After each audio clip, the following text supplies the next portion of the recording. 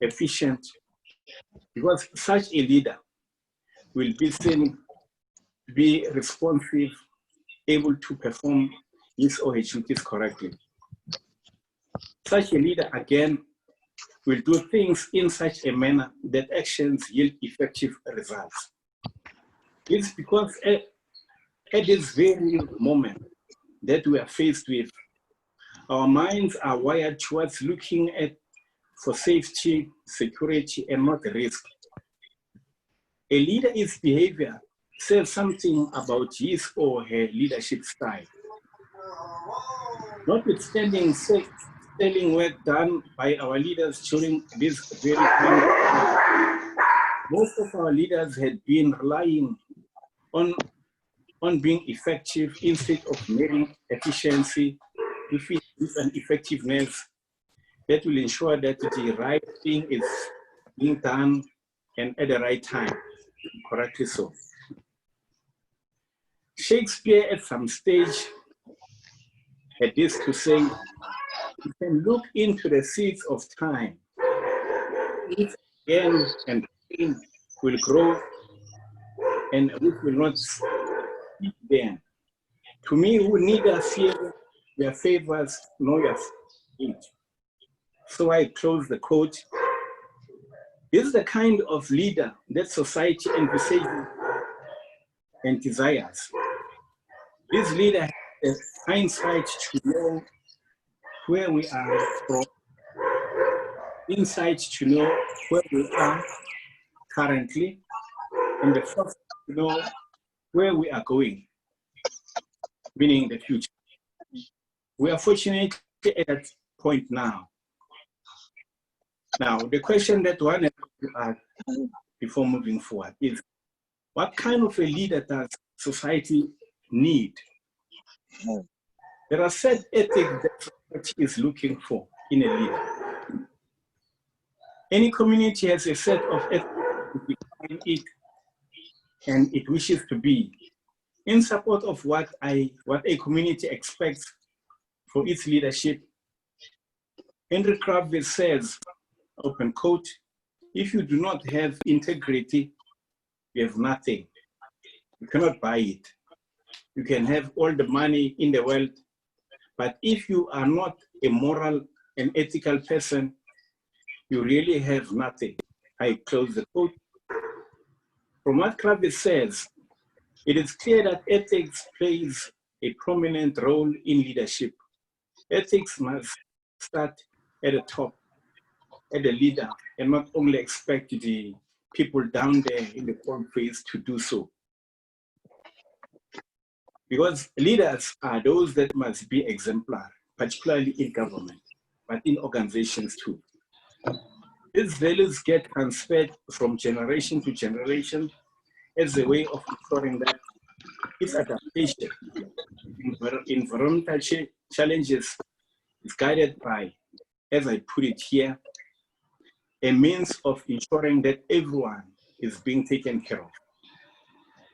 In the expression of such ethos, the community produces leaders upon whose shoulders rests the rare privilege of understanding where the community comes from, where it is, and where it should be in the near future.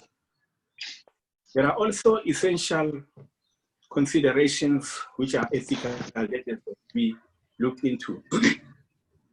And I need to also indicate that ethical considerations of a conscientious leadership shall include, amongst others, and not being limited to being true to the people, uniting people behind an agenda for progressive change, disassociating itself with all ends and all practices which contradict the ethos of a society that seeks to free itself from the vestiges of a dreaded colonial past. Nurturing leaders who shall respect the people and their country, joining forces with like-minded leaders as a way of enhancing social cohesion and leaving no cause for any people that might try to derail progress. A revolution to also exploit, leading the states to reflect the wishes and aspirations of the people, transforming a fiscal system to produce a new Mandarin with a decolonized mind, and unleashing the country's economic potential to the ultimate realization of a non-racial, non-sexist, and prosperous society. Now, the question is, what kind of an institution or organization is set to deal with visionary leadership as a developmental state?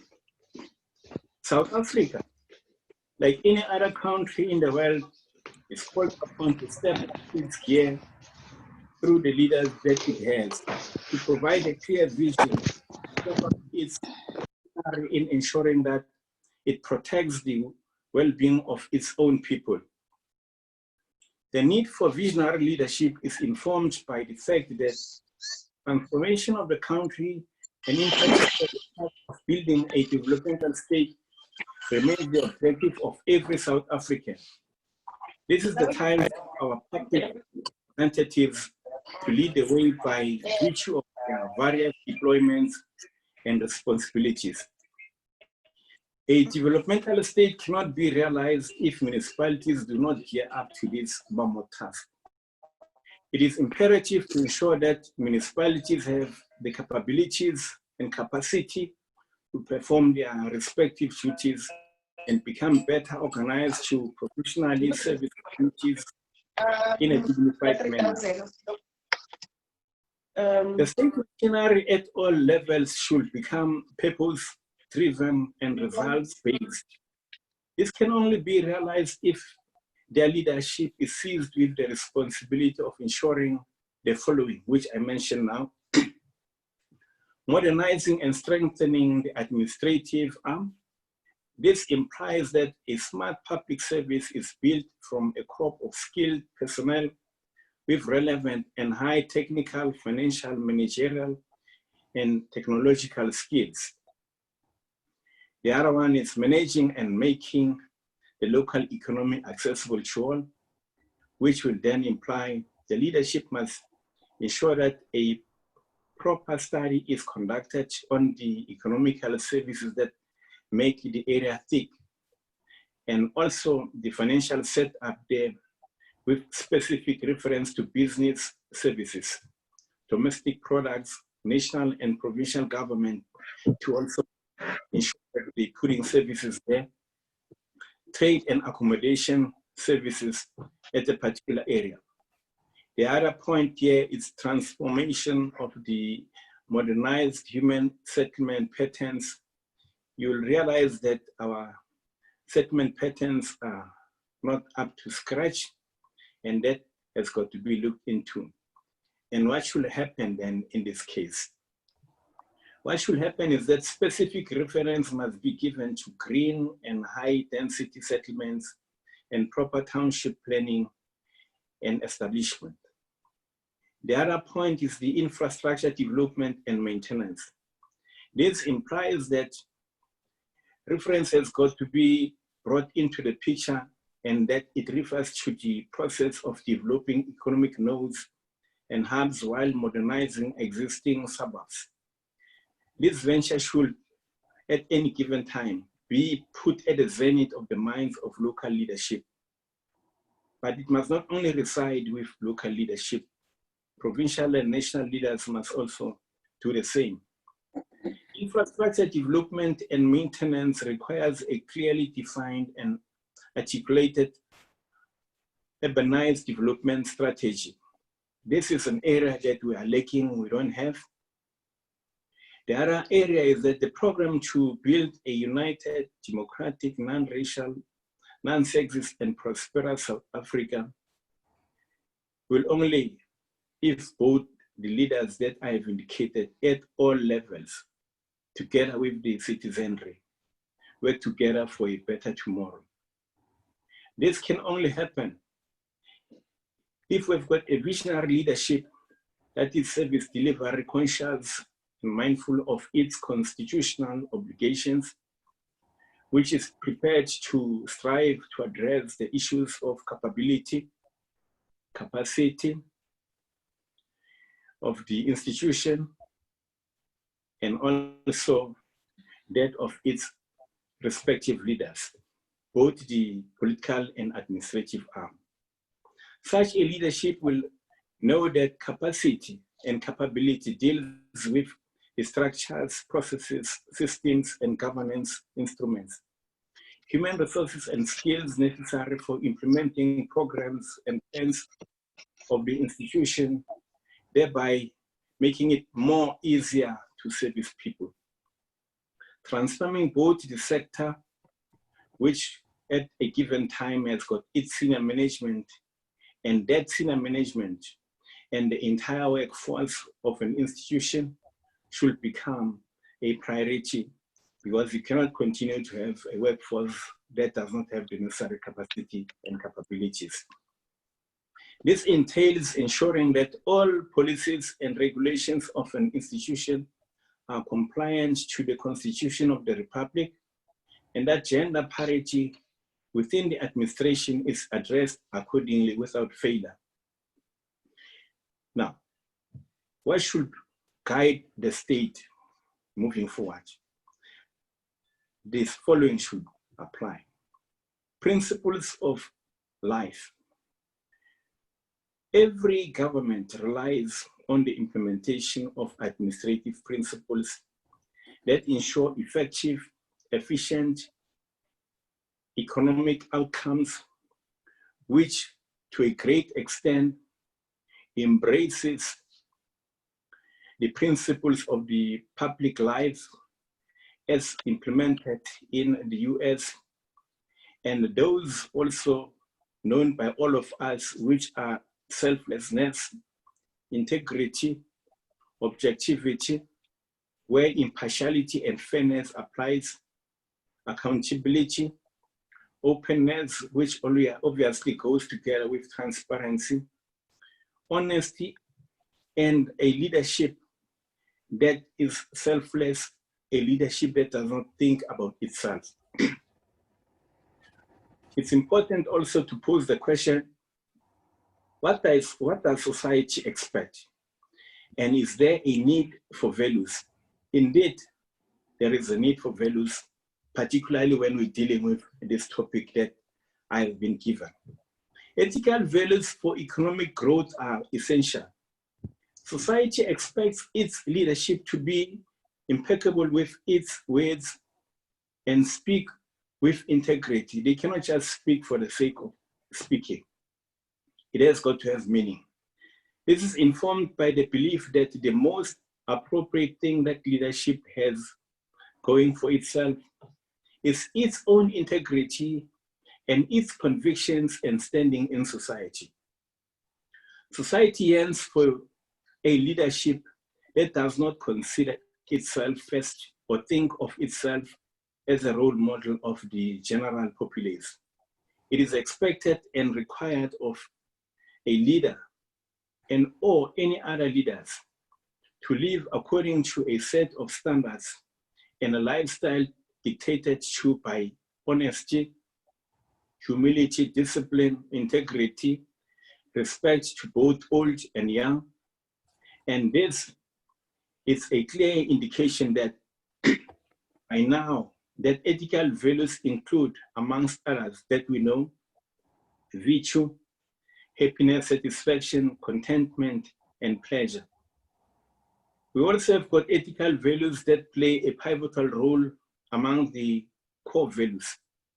And any institution that lacks that is doomed to fail, because good morals are bound to have a government and governance to succeed. But if these are not there, those structures become weak, unethical, and prone to abuse. We, as I indicated, are dealing with three spheres here, and I want to look at local government, which is the fullest expression of people's power, and where everything is residing in this missionary role as imposing the task to stay true and relevant to the needs and aspirations of the people. Local government, therefore, it's indeed people-oriented and wall-to-wall based. That is what we had been saying starting from 1994. And then thereafter, when we started with local government, we said we wanted to see a local government that is wall-to-wall based.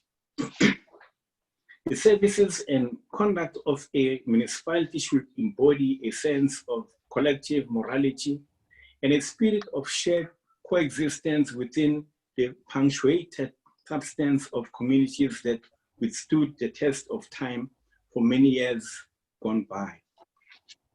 The leadership of a municipality drawn from those communities is expected, amongst others, but not limited to this, to stay true to the values of the community, ensure that services are directed at the people as common recipients.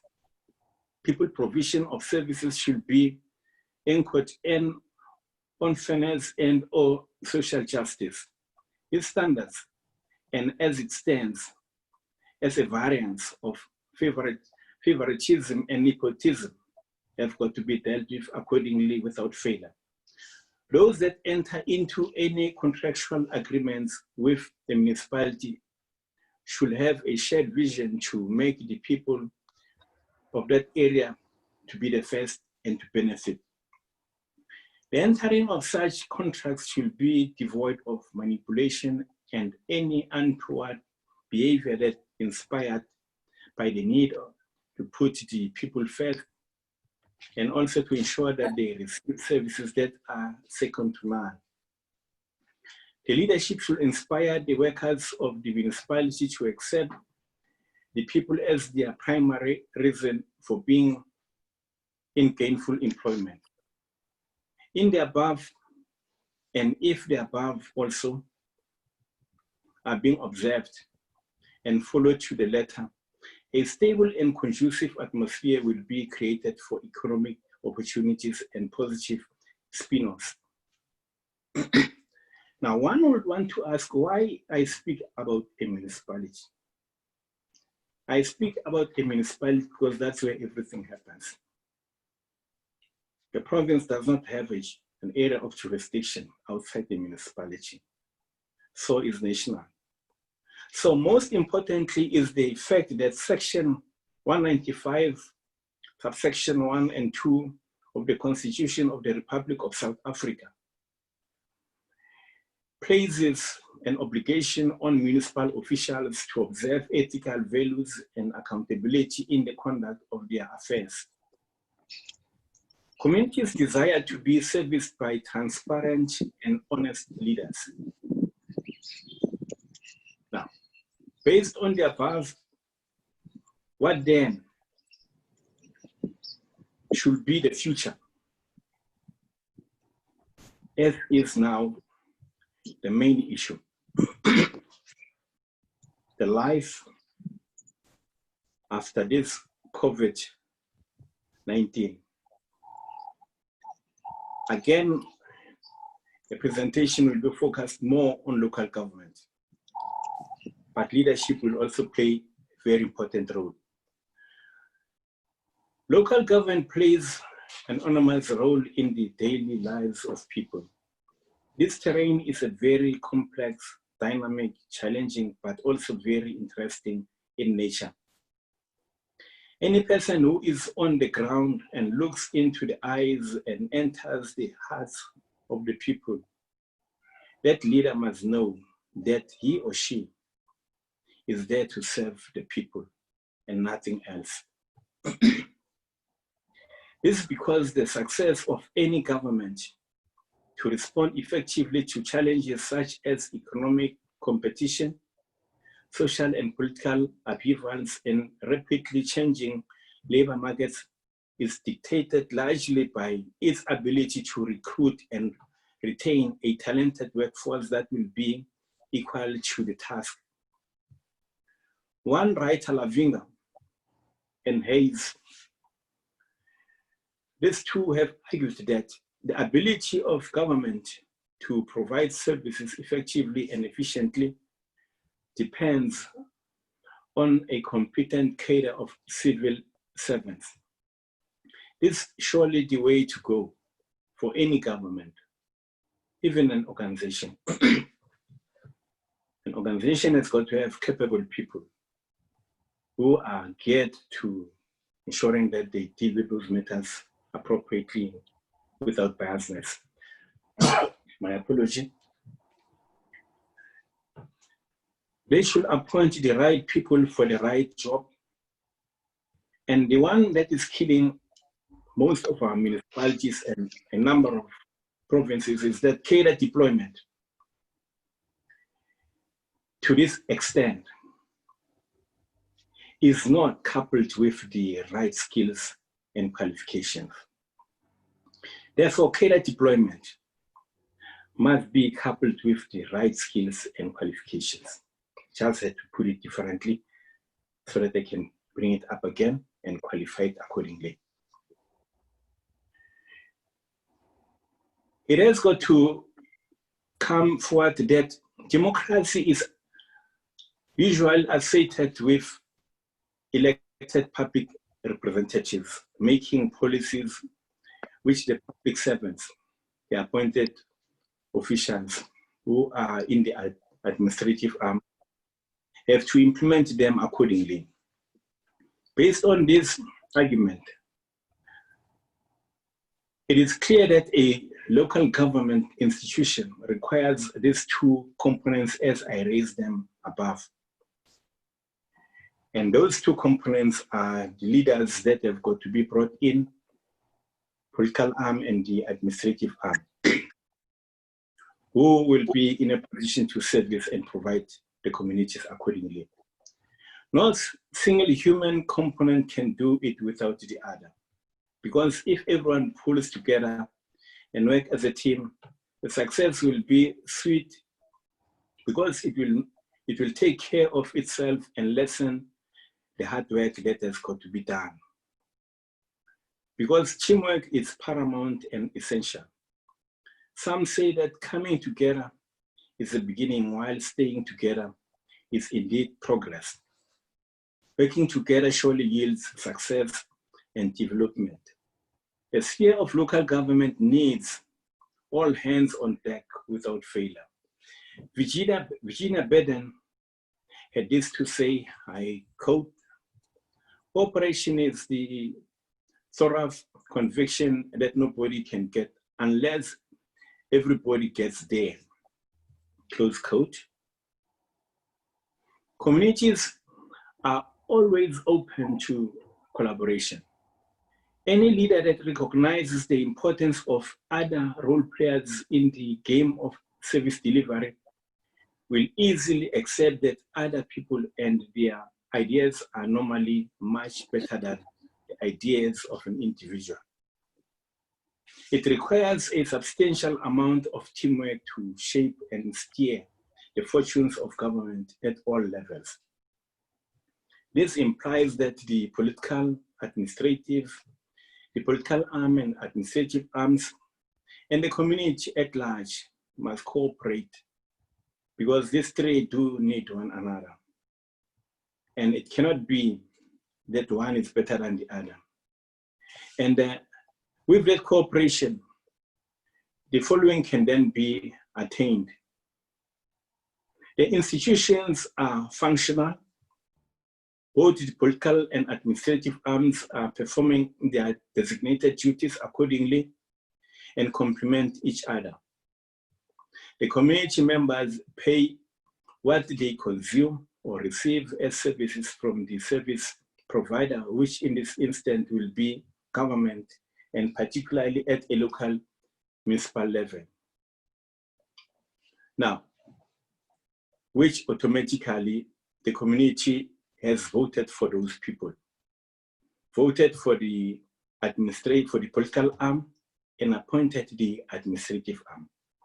Primarily, communities need basic things like, amongst others, which is an essential. Accountability is an essential. cannot run government outside accountability, cannot run government outside being transparent, cannot run government without being responsible. And this three will help you to have that element which we call clean governance, which will embrace, amongst others, effectiveness, efficiency, and economic practices.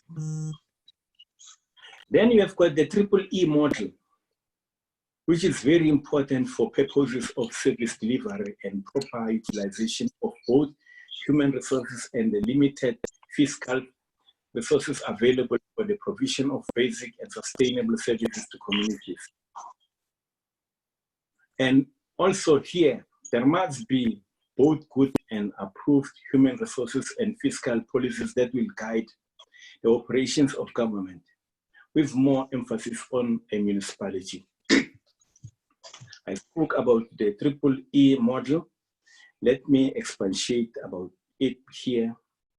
It is widely expected that an institution that services the public should be in a position to develop its human resources capacity adequately to a level that it enables it to perform its functions and exercises its powers in an economic, effective, efficient manner.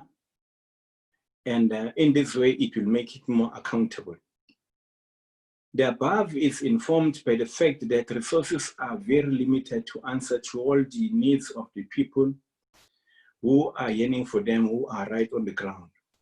This calls for efficient, effective, and responsible management and astute leadership. Without this, the 3 E's that I've spoken about will become a fallacy. This calls for efficient, as I indicated, which I want to repeat so that it's understood correctly. Efficient, effectiveness, which are the key areas that the question and the presentation is relying on. And for this reason, I brought here the triple E model, which to a great extent also embraces the economic side. Because you don't have resources, so you've got to be economical. You cannot just use them without any limit. But what has happened currently is that government has brought together all the kids in one pool to ensure that they provide services. And this had to happen in a very effective manner. Let me explain it going further. Constant complaints have been leveled against municipalities that appropriate and well-qualified candidates are overlooked for employment opportunities. Now, the 3 E's will not succeed if this is not being corrected. It has got to be corrected. The alleged ineptness, incapacity, and incompetency of senior management in municipalities is another challenge that has got to be dealt with.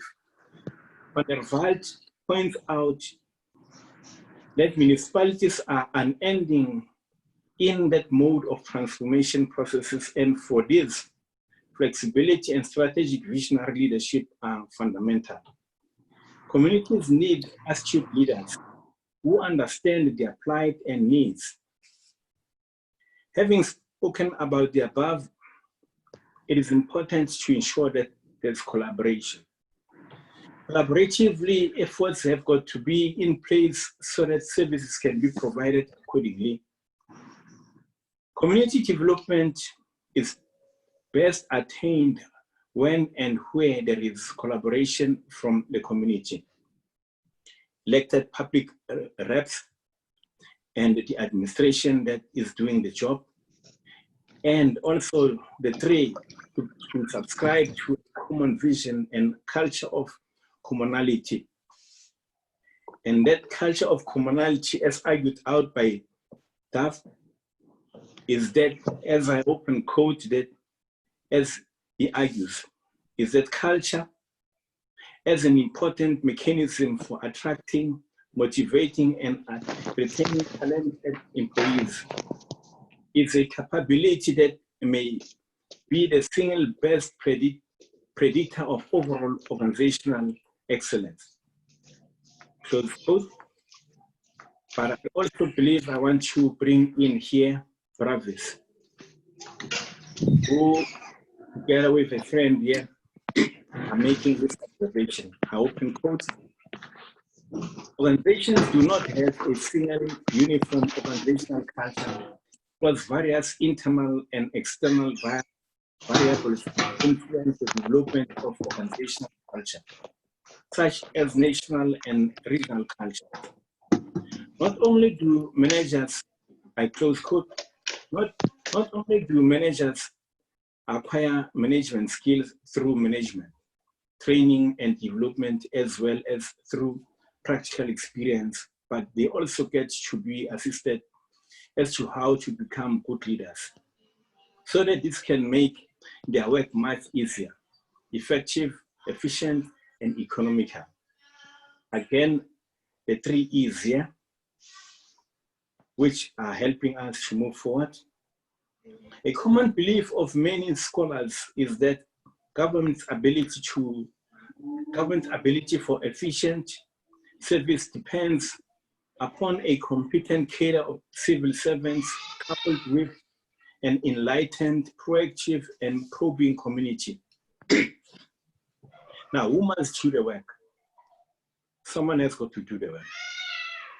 It should be a committed workforce.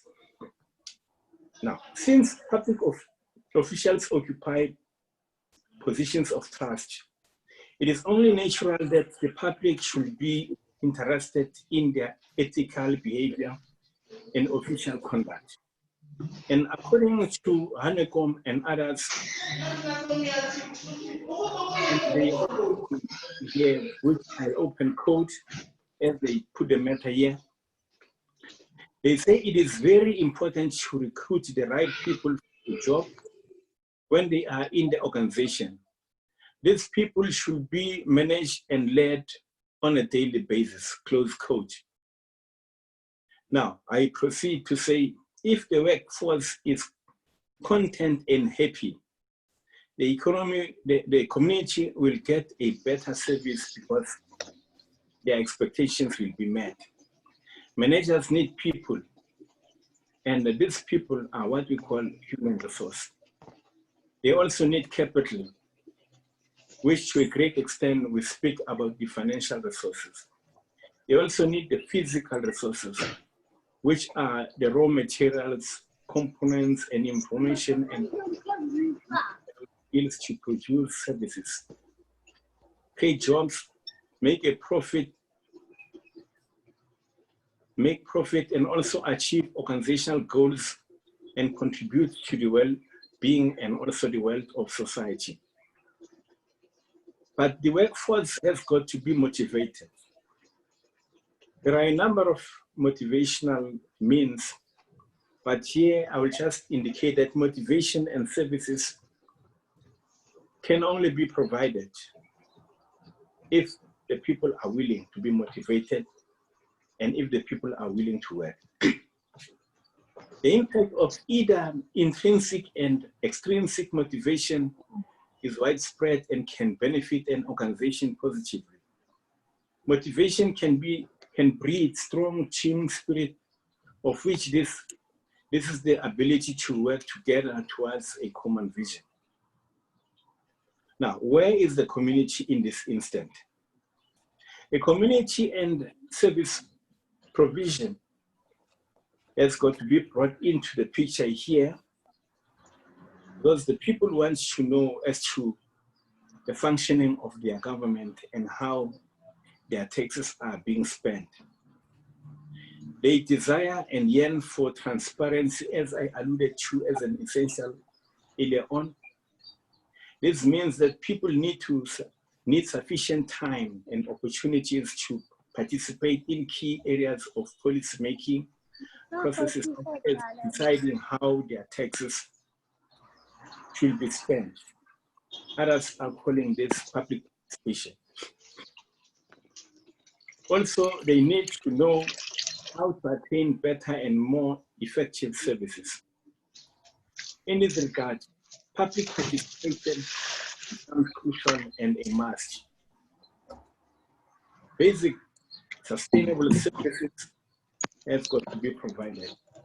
And for purposes of this right to the areas of commonality, basic services usually include, but not limited to, the provision of water, sanitation, local roads, electricity, drainage, and refuse collection, amongst others. It has emerged, according to Lunga, and I want to open the quote. I quote him: while there is widespread inadequate provision and thus access by communities to various basic municipal services in small towns, similar experiences were encountered in major towns and cities, particularly amongst communities residing in their peripheral locations, such as low-class residential neighborhoods, informal settlements, and peri-urban areas. I close quote. This observation has become the modern problem for all, particularly poorly managed municipalities in the country. Something constructive has got to be done now. And it cannot be left to chance. Something constructive, as I have indicated, has to be done now that the outbreak of the deadly coronavirus has demonstrated that government is capable of reaching every single community of an area. By implication, a precedent has been set here.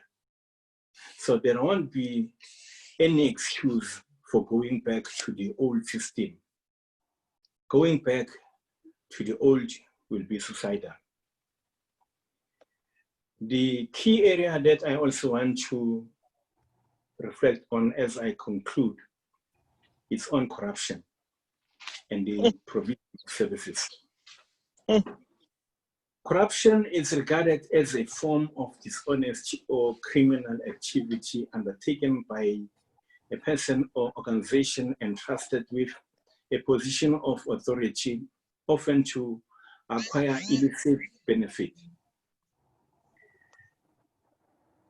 Corruption, as one writer has alluded to, is an illegal act that involves an inducement and or undue influence of people either in a public setting or private sphere. I close that quote and I open Kluter, who then further says corruption is seen as a fraudulent and or dishonorable action by a political office bearer, public official, or any person that is involved in this act. I close the quote. Among the activities associated with corruption are bribery, embezzlement, stealing and or manipulation of processes, particularly in supply chain management.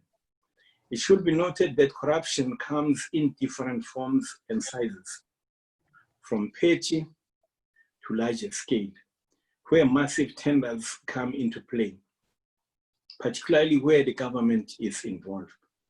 Causes include greed of money, hunger for power, material desire like a luxury lifestyle, and plain dishonesty from people that are involved in this sketch. Dealing with corruption is not an easy matter because corruption by its very nature depends on two to tango. That is the corrupted and corruptee, corrupted or corrupter, as stated formally in the section as I reflected. Corruption tendencies can be viewed as dishonest, fraudulent activities, or even bribery, as I reflected earlier on, by those that are in power Simply stated, as others could argue, corruption is indeed a form of dishonesty or criminality. The challenges experienced with the distribution of the food parcels to alleviate the level of hardship as a result of the coronavirus pandemic has squarely put the agenda of corruption on the table, because corruption steals from the poor. It is a scourge by its very nature. And as I conclude, I want to indicate to all of you, while I thank you, I say to accomplish something effectively, efficiently, economically, and in a record time, you need teamwork. You will not always win alone. It is heartening to note that the outbreak of the deadly coronavirus pandemic has given the president and his collective and every member of the society the voice that loudly shouts out and says, I so wish that we could simply focus on how to let the little light we have to shine in our areas, so that together we could ensure that there is light for everyone in the whole country. Nothing is impossible if there is a will, determination, commitment, capable leadership, and an enlightened society. Togetherness builds a nation. Thank you so much, colleagues. Kialemo. I'm done. Thank you, Dr. Dube. Thank you so much. That was really very informative and very challenging. We will open for questions, comments, and inputs while you are taking a glass of water. But I just want to note that in all that thing that we've presented, integrity and ethical leadership comes at the forefront. For one to have a capable state, you should have leaders with integrity and who are ethical. In the absence of ethical leadership, you will never have a capable state. But the question one can ask and say, how do we build or how do we instill integrity into our own leaders, political leaders and administrative leaders? And how do we ensure that there is ethical leadership in society in general? Because the leaders that we see in offices are a product of a society. The leaders that you see in political offices or administrative offices are all a product of society. They are staying in society. They are not staying in those offices. When they knock off, they go back to the society. How do we then instill integrity and ethical leadership principles in society? I'm sure when we continue engaging, we can unpack that. Colleagues, now we can go for questions. It's open. People can go for comments and inputs. It's open for everyone.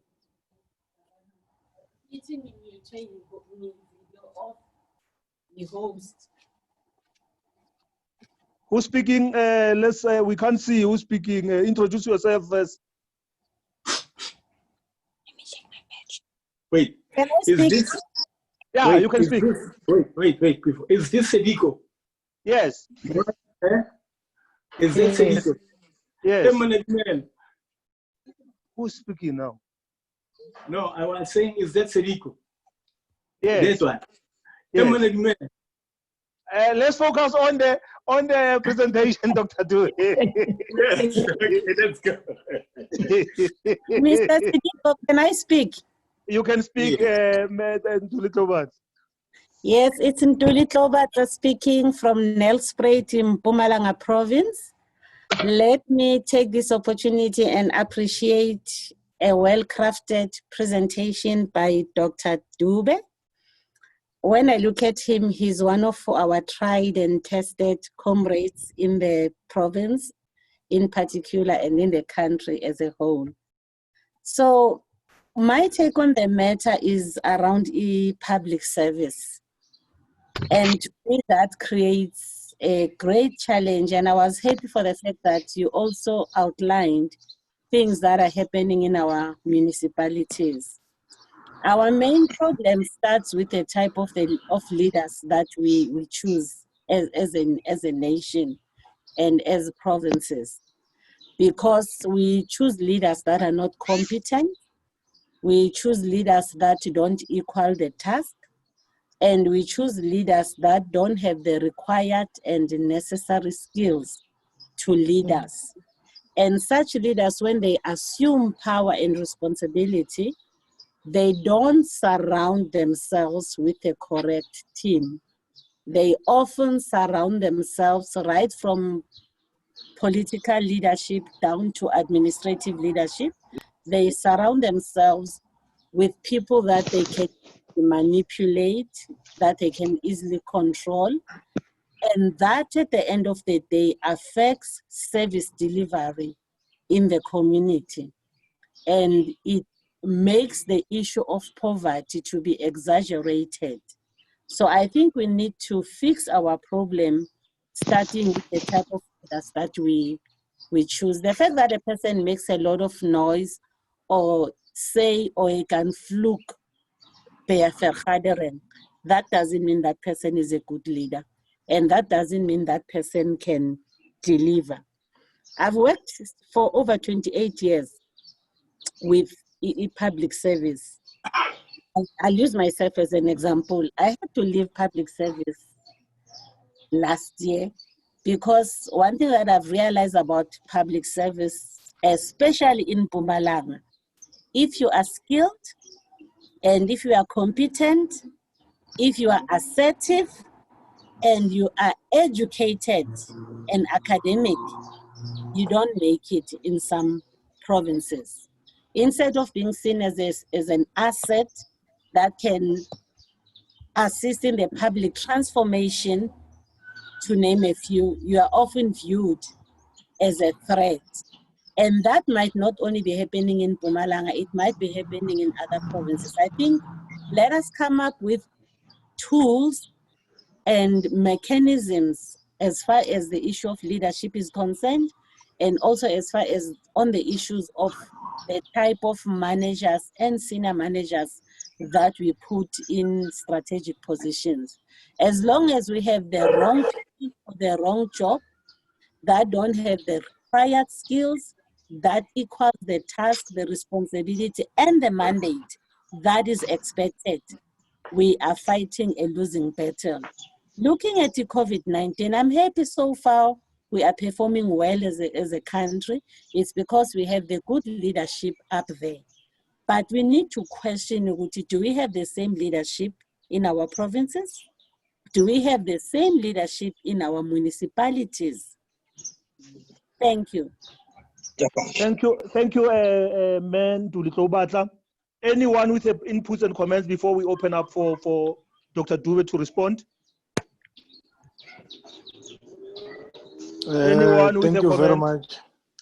Thank you very much, Comrade, who is conducting to drive this program. It's Comrade Busiso. I've been given a Chinese name, Mandela Kininza. I would firstly like to welcome the lecture from Comrade Dr. Dube. It was very much enriching and well orchestrated. Looking at the post, this was made to address the issue of leadership post COVID-19. But before I go there, I would like to comment that please, this program, when I check, I think we are 13 here, including Comrade Dr. Dube. Let's make sure that this program it reaches each and everyone, because it's an important thing. The question that I would like to pose to Comrade Dube, I can see we are drawing more lessons from other countries like your Cuba, your China. Even now with the issue of this pandemic, we've been taking lessons from China, how did he manage to apprehend this virus within a short space of time of 2 months?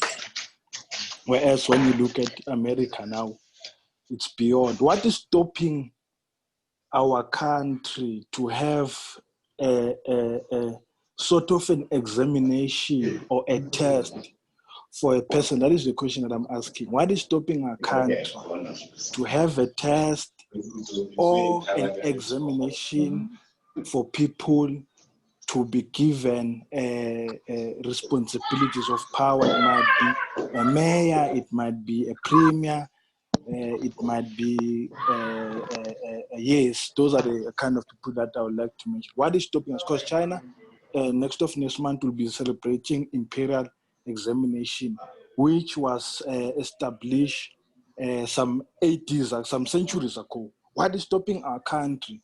Because each and every single day we keep on saying we're having incompetent people, there's ineffective leadership, there's inefficiency of services to the people. What is stopping us? That's the question that I would like to pose to Comrade Dr. Dube. Thank you very much. Thank you. Before Dr. Dube can respond, I want to indicate that I personally believe in better few but better. So for the mere fact that we are few in this group, it does not mean that we are not starting the fire. Rather start the fire with few people, and then the fire will spread. Instead of having a group of 10,000 people listening, and they end up not even making anything. We can give an example by the rallies. How during the rallies there are thousands and thousands of people attending the rallies, but when they leave, you'll hardly hear them articulating the same things that were had in the rally. So for now, we thought of starting small, and we will grow as time goes on. But then I'll give to Dr. Dube to respond to the 3 inputs. But my other request is that can colleagues who are not speaking please mute your microphones, because we can hear what is happening at the back, and sometimes it's disturbing. Please mute your microphones. Can I come in? Yeah, you can come in. Okay, Dumelang. Yes. That's Innocent from Komhlanga. Dimakatso chele kai. Rohon. Ke rata ho amohela presentation ya hao on the COVID-19. What I want to say is, as long as our leaders are not prepared to work together, we're not going to win this fight. I'm talking about our local municipalities, our municipal officials, Kibona and Kiri CDWs on the side. That is why we're having a challenge worse on issue of food distribution, where people are now politicking towards these things. So I think when we go out, we should spread this gospel to say this is not the time for people to use this thing, COVID-19, as an opportunity for Bona to run their campaigns. We together here, whether we EFF, DA, or independent councillor, we should hold hands as the government and fight this thing. Then we'll go on, so that when we go to our people and tell them or report back to Bona, then it's going to assist. Issue yang Batupili principle, that's where it should work. Go back to our people, redress them, each and everything that is happening in our country. Thank you. Thank you, Sisi. Dr. Dube, you can come in. Thank you so much. Let me start with the very first question that you raised: integrity, ethical values. This starts with me, how I relate with people. And it also comes from my background, how I've been brought up. If my upbringing was haphazard such that I see no reason to respect other people, it becomes a problem. So it starts with me. But I need to indicate that it is true that you cannot run an organization effectively if it has got poor ethical values and you look at the integrity of people, it leaves much to be desired. That organization will not last the test of time. Not long, it will become ineffective.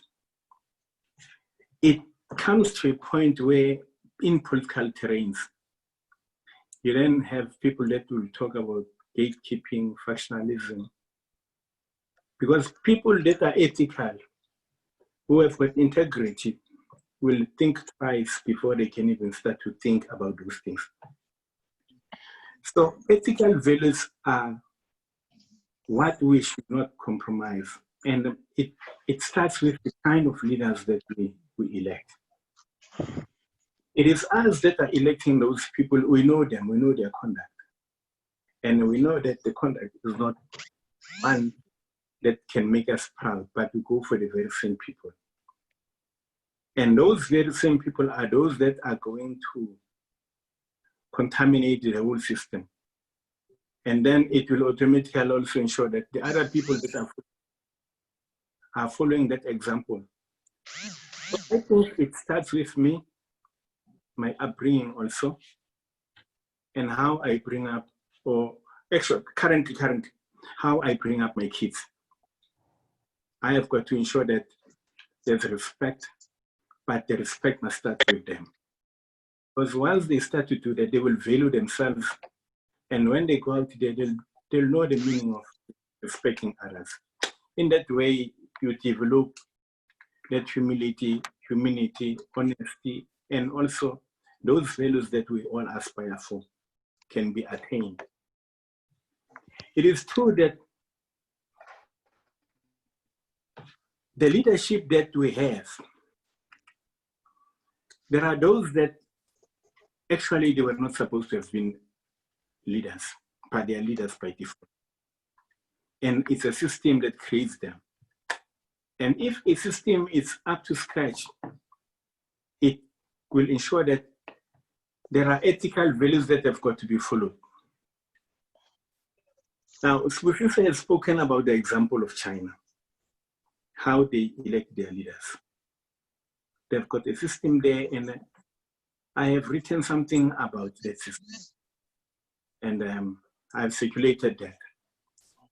They choose the best from 7 people, and they groom them accordingly. It's not that they just choose them haphazardly.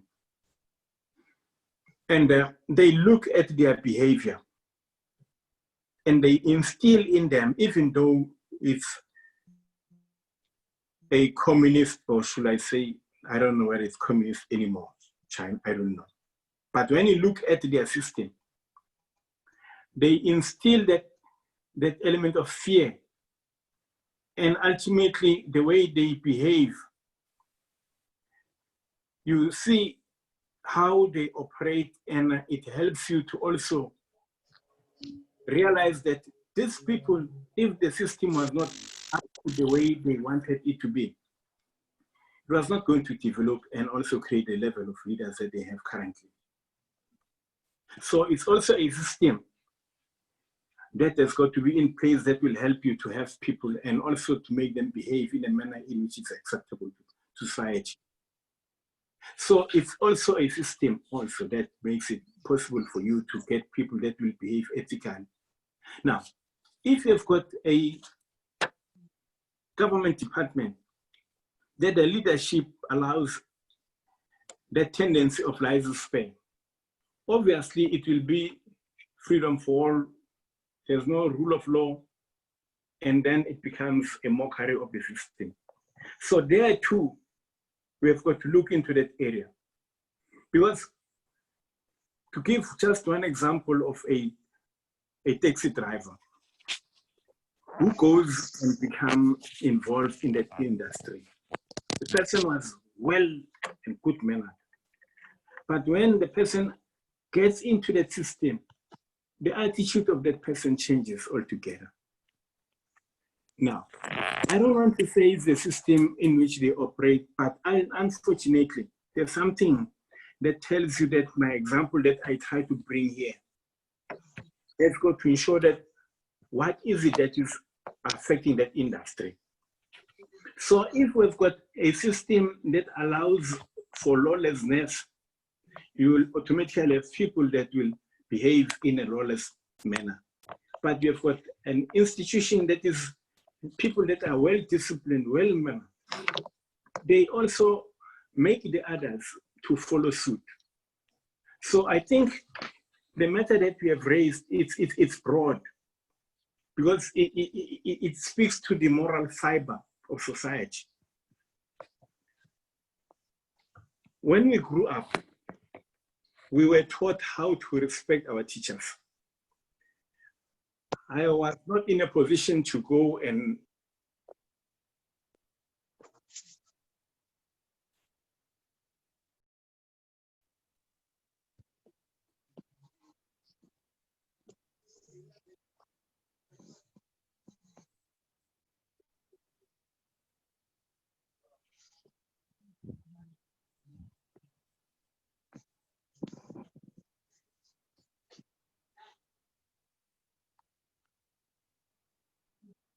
I don't know if we lost Dr. Dube. We lost him. We lost him. Let me check him. Let me check him through the phone in the meantime. Please, please, Chairman.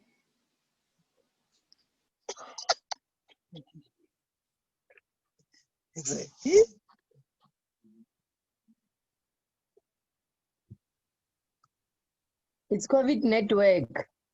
That is true. So you mean the doctor is supposed to wear the mask? Yes. I'll inform you when it comes back. It's fine. It's fine.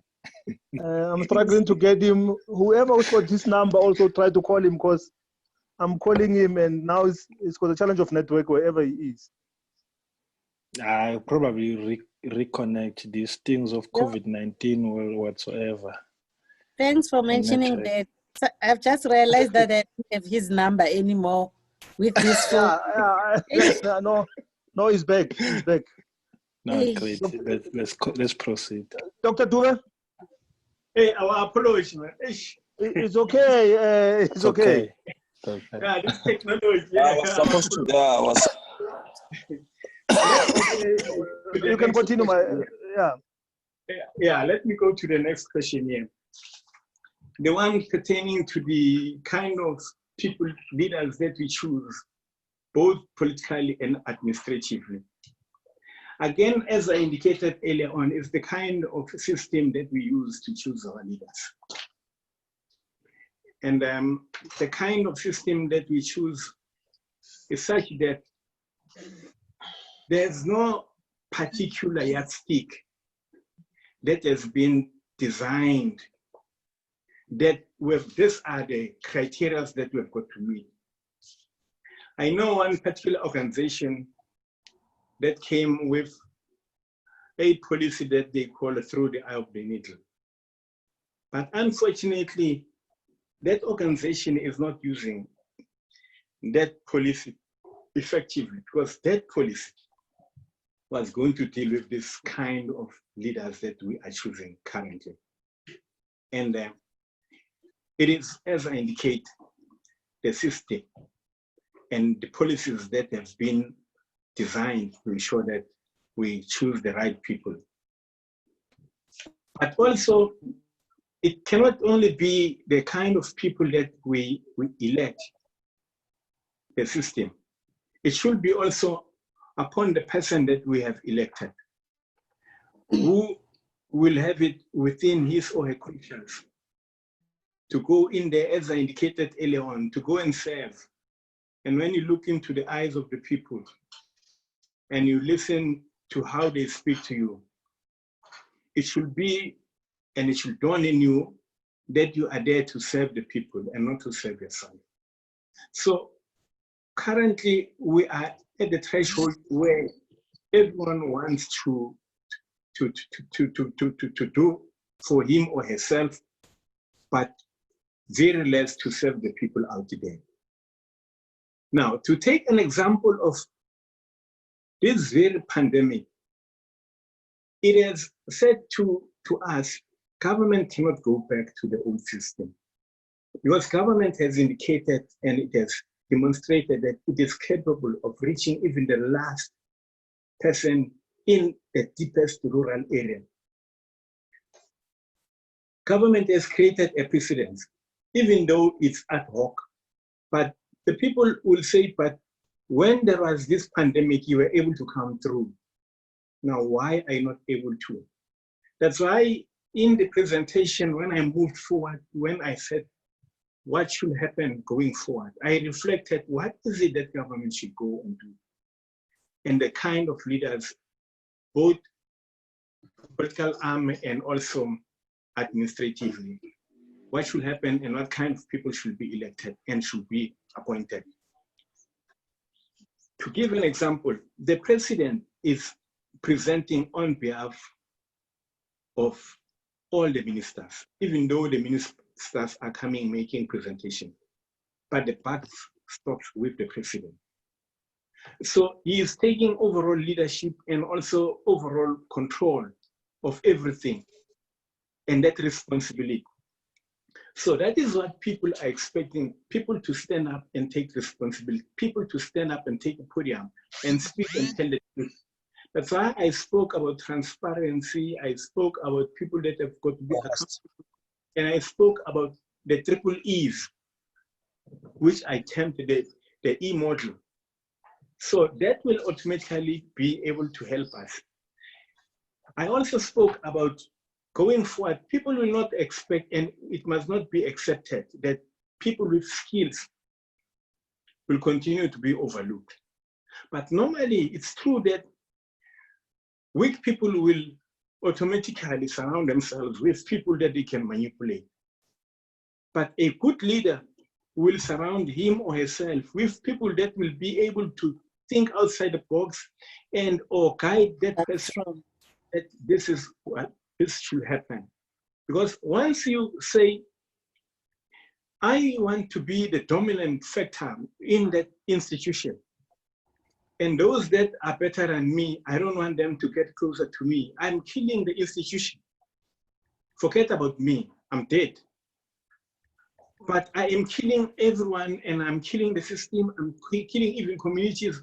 I am making it difficult for communities to get services because I will have appointed inner people. So that is what we have got to combat. The presentation speaks to that. And I'm hoping that it will be made available so that people can have it. But also, I don't want to speak about what I have done, but I've written a book that speaks about leadership and human resources. That book addresses also a number of key areas that our sister has raised here. But I want to agree with you, the tools that we are bringing up to choose leaders have got to be looked into. But also in our communities, we have got to ensure that we stand up, those that are able to speak are going forward, because the danger of you staying away, who is enlightened, you'll be led by people who are not enlightened and they'll take decisions on your behalf and you'll come and complain. That is the unfortunate part of our society. Then you have got people that will sit down and complain. And when they complain, they will have done so because when they had the opportunity to go and make an impact, they did not. So this is a very, very good question, I must be honest. And I like it.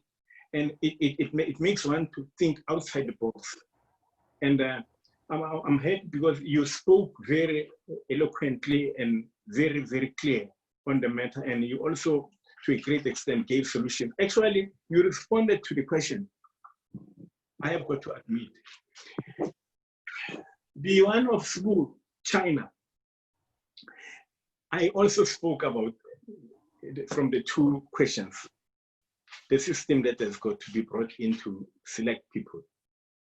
Unfortunately, and currently, our educational system does not have anything around the curriculum or a curriculum that addresses that matter. And the few political parties that I know, particularly one that at least I know I can speak well about it, it hasn't come to that point. So we unfortunately also, the 2017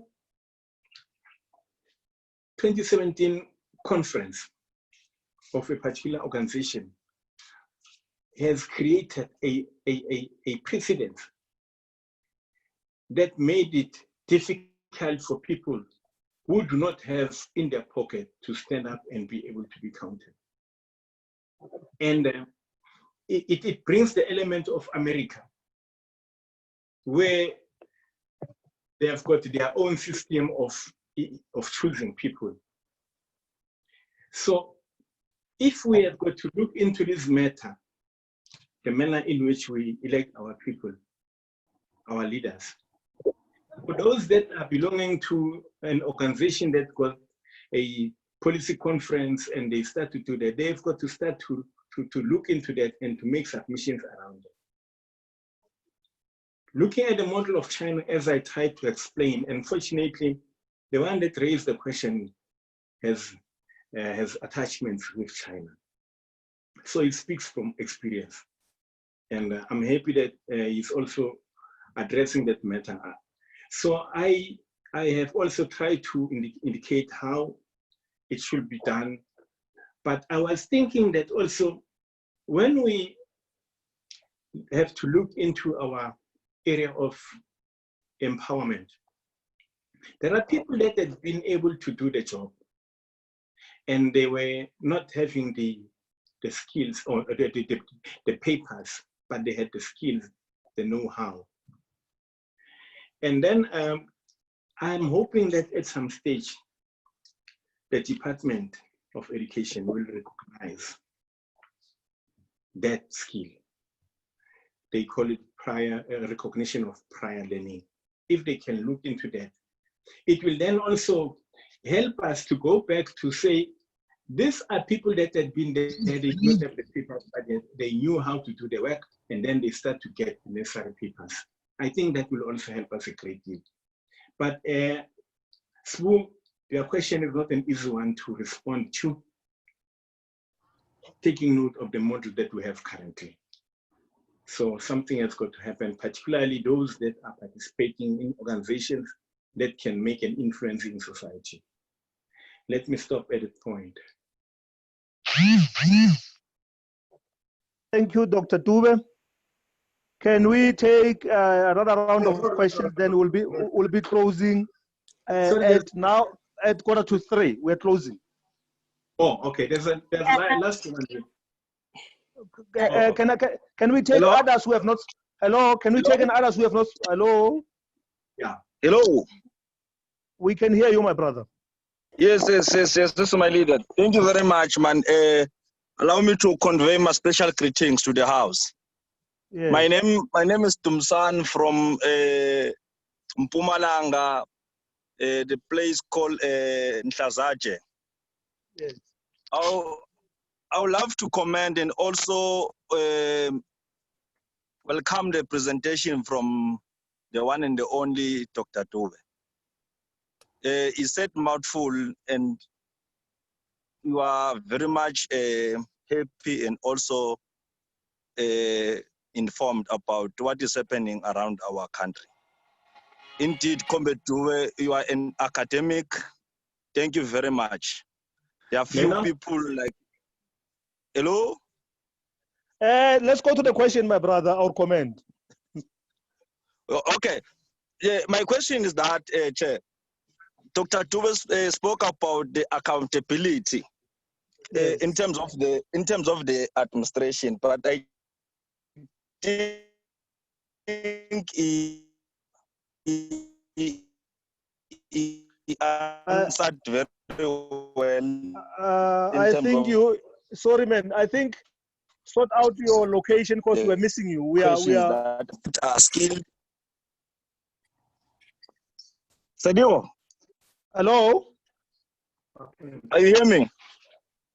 The problem is the problem is your network on that side. Please comment shortly so that Dr. Dube can respond, because we've got a challenge of network that side. Okay, let me short my leader.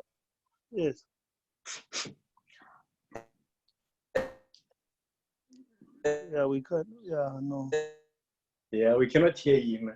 We cannot hear him, and when his network is back, he spend more time commenting before raising a question. But in the meantime, Chairman, I just to was trying to assist. say, let's get in the ATLU. It's fine, my leader. oh God. Let's do like this. For now, let's get another question, sort out your network, move around, climb on top of the house if necessary. Then we can pick up your questions later. So can we get another comment for now? Chairman of the session, can I assist? Yes. Can I assist? The network might not be addressed. You can text the message so that we'll be able to see the message. Because of the network, you can text the message there. Yeah, please text your message. Others, please text your messages. Dr. Dube will read the messages if you've got a problem. Thank you so much for that. Can we have the cell number? Cell number 072 of Dr. Dube. I don't have it anymore. I don't know okay, let's do like this. Number. You don't need a cell number. Let's do like this. Let's ask questions related to his presentation. If you need to write a message or ask a question on the very same Zoom, there is a chat box where you can type a question. Thank you very much, Chairman. Thank you very much. Oh, yes, thank you. Okay, turn it on. Make a noise again. Okay, let me, Dr. Dube, while you are waiting for others to type, you spoke about the know-how. And I agree with you. There are people who have got the technical skills, but they don't have the papers. Yeah. That's where we need to intensify the recognition of prior learning. But the responsibility of that has been taken to the CETAs. All these CETAs, the responsibility is to advance also recognition of prior learning.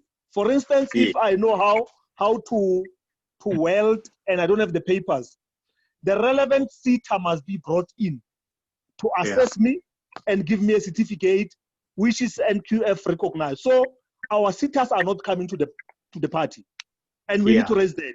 Maybe the challenge that created this dilemma of the CETAs was to remove them from Department of Labor and put them into the higher education. Remember, during the olden days, and I'm not praising apartheid, during the olden days, there was something called manpower. Yes. Where people will go and learn a certain skill and be given papers and go and work. Manpower was situated under Department of Labor. It was called Department of Manpower. Yeah. So the training should reside in Department of Labor. The CETAs must be brought back from Department of Higher Education back to the Department of Labor, because they are dealing with technical skills. And let's leave higher education to deal with institution of higher learning and the TVET. That will be my submission.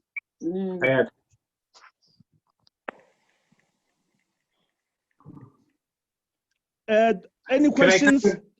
Yes. Any questions? Okay. Those that spoke, are they allowed to speak? Yeah, you can speak. You can speak again, Mama, to the robot.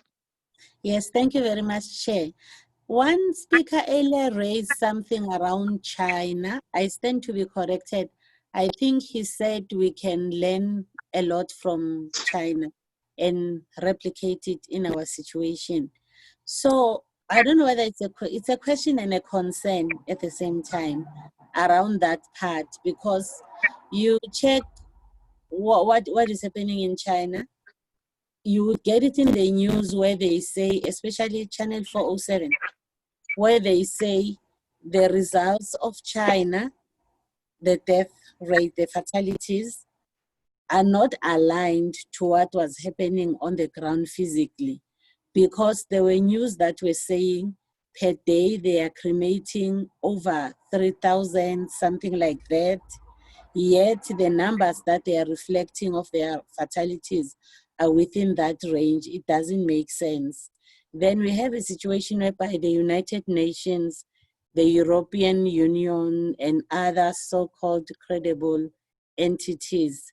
They are questioning the validity and the accuracy of the results that are coming from China. How accurate are they?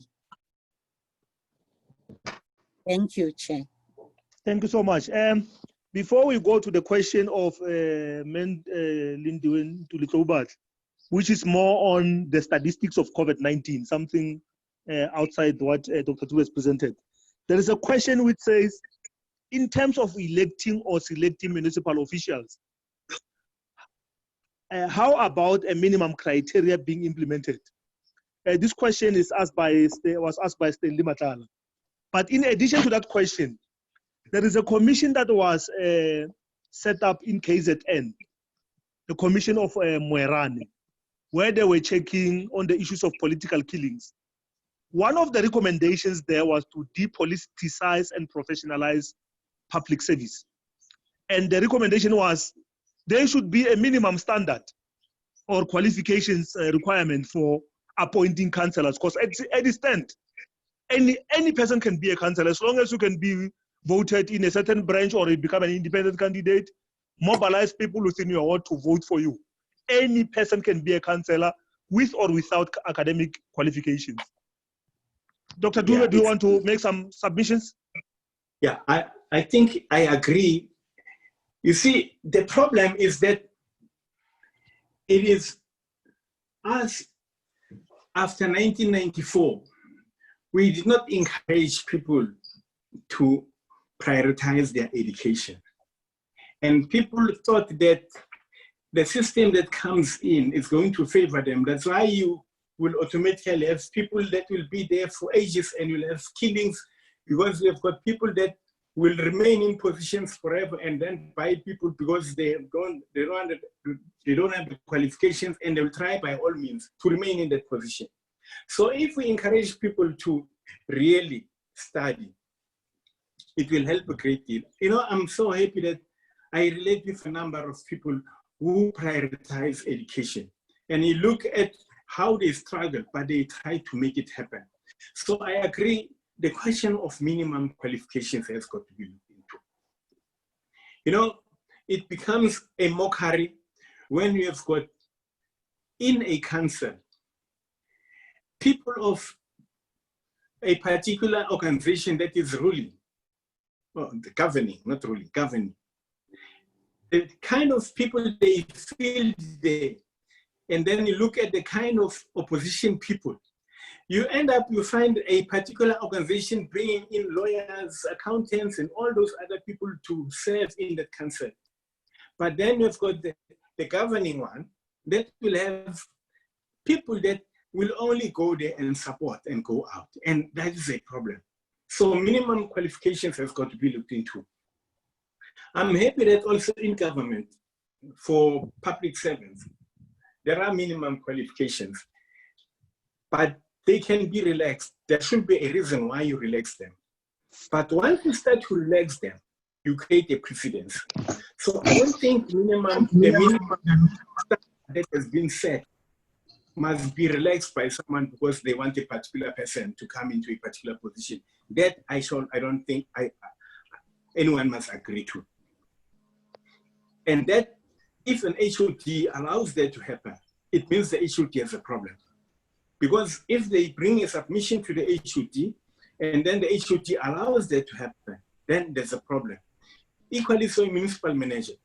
But then unfortunately, when you look at the political setup out there, it makes it difficult for public officials, the administration, to work independently because of political interference. So we must also deal with that particular area.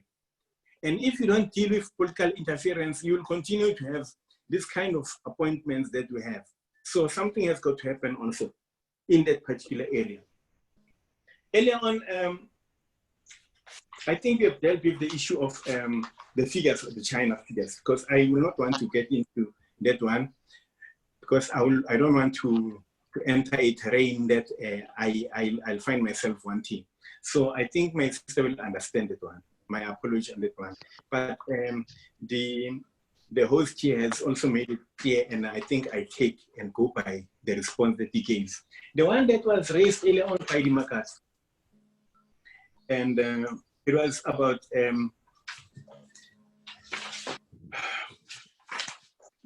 that the one that she spoke about, Batupili. Yes, it's important, and I raised this matter of the allocation of the food parcels, and I spoke about the issue of corruption.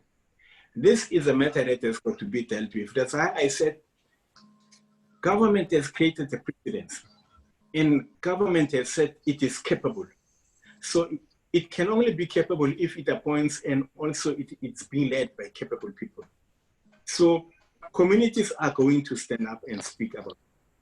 And they'll speak against services that are not going to be reaching them. They will not talk about, hey, there's no money here. They'll say, but government has been able to do that. So that's why the crop of leadership post this pandemic has been given a mammoth responsibility to better what is being done currently. And I think what the Maka was saying here, and she brought up the question of Batupi, it's precisely what I recommended when I spoke about the presentation here. It is there. What should happen going forward? And going forward is that we cannot go back to where we're coming from, because there's now a precedent. I think I'm done at that point. Thank you, Dr. Dube. There is a question from Pinky which says, is there a performance monitoring system for municipality? If so, how are the outcomes thereof addressed? But before I give it to Dr. Dube to respond to this, is that a key element of performance monitoring at the municipality is the people themselves, the people who are voting for people who enter the municipality. Because every now and then, municipality must account to the people, either through public participation meetings, either through council sittings, either through ward committees, but municipalities must account to the people. That's one of the performance monitoring systems. But when you go to these community meetings that are run by municipalities, people who are vocal and can engage on issues don't attend those meetings. You will get, and I'm sorry, I'm not undermining our communities. You will find participants that are in those meetings, being the elderlies who will come and sit there. They sign attendance register. Somebody stands up and tell them about things that are not even there, wishy-washy. You get catering, off they go. The attendance register is going to be used as a document to show that, no, they've consulted with the public and the public has agreed. So it's upon ourselves to make sure that we attend those kind of gatherings. So, and over to you, Dr. Dube.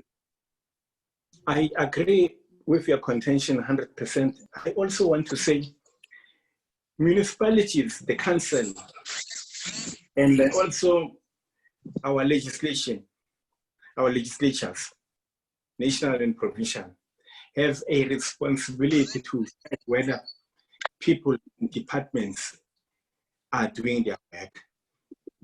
So the kind of people that are deployed in the various sectors that I mentioned have that responsibility to do their monitoring. And they've got to ensure that people are working according to set plans, which a council will agree and adopt the plans through a budget. Equally so, a legislature will adopt the budgets and or plans from departments. National also does the same. Now, then the people that are in those institutions have got that responsibility to check whether the people have and or are moving according to the plans which they want for approval. So that is very, very important.